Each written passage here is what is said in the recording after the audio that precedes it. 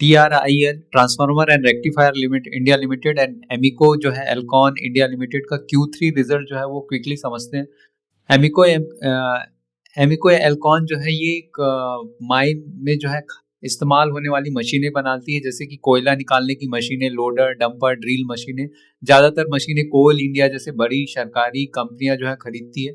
जब कोल इंडिया जो है वो नए खदान खोलती है या पुराने मशीन मिलती है, बदलती है, तो नए माइंस जब का ऑर्डर मिलता है तो यहाँ पे जो है वो एमिको एल्कॉन जैसी कंपनी को जो है वो ज़्यादा से ज़्यादा ऑर्डर जो है वो मिलता है। तो इनका जो कोल इंडिया जो है वो लंबे समय तक चलने वाला जो है वो कस्टमर है।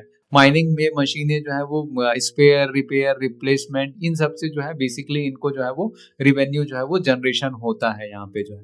तो इनका जो Q3 का जो है देखेंगे, सेल जो है ईयर ऑन ईयर जो है वो सेल जो है ईयर ऑन ईयर जो है वो 38% बढ़ के जो है वो 63 करोड़ रहा है। इबिटा जो है वो बढ़ के जो है वो 12.5 जो है वो 59% से बढ़ के जो है वो 12.5 रहा है। नेट प्रॉफिट जो है 12.5 करोड़ रहा है। ईपीएस जो है वो 21.70 रहा है।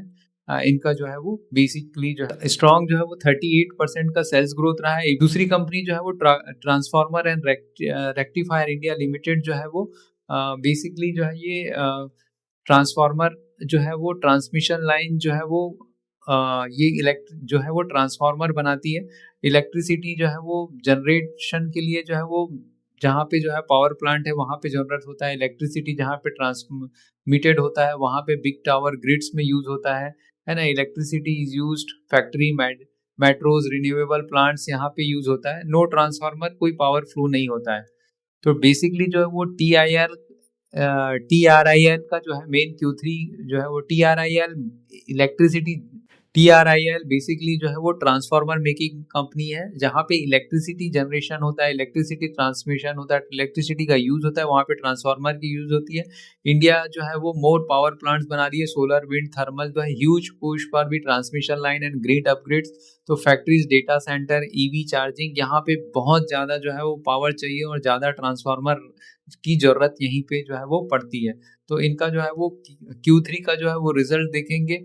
TRIL का जो है वो सेल जो है वो 29% से जो है वो इंक्रीज होके 704 रहा है। इबिटा जो है वो 108 करोड़ रहा है, 39% से इंक्रीज होके। नेट प्रॉफिट जो है वो 71 के आसपास रहा है, 41% की इंक्रीज। और ईपीएस ग्रोथ भी जो है वो 2.37 जो है। तो एक बहुत ही आउटस्टैंडिंग जो है वो रिजल्ट जो है वो TRIL ने जो है वो दिया है।